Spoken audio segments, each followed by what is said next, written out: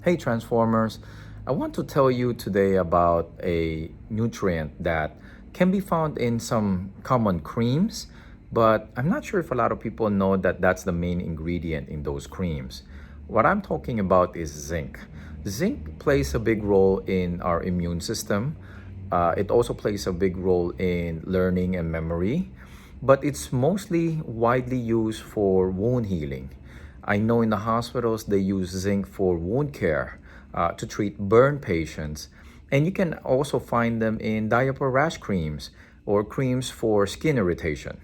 So if you don't have enough zinc in your diet, it will affect your memory and learning. But aside from that, you also will be more susceptible to infections, and it will also make you more prone to having chronic inflammation.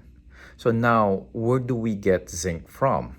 Some of the main sources of zinc are foods that I love the most, and some of them are my favorites, which are lobster, oysters, and Alaskan crab. So I know some people don't eat those, they don't like those.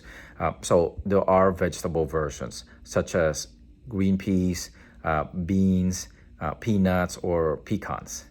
All right. So let me know how this affects you, how this impacts you, or will this be enough to make you try some of my favorite foods that you may or may not like to eat.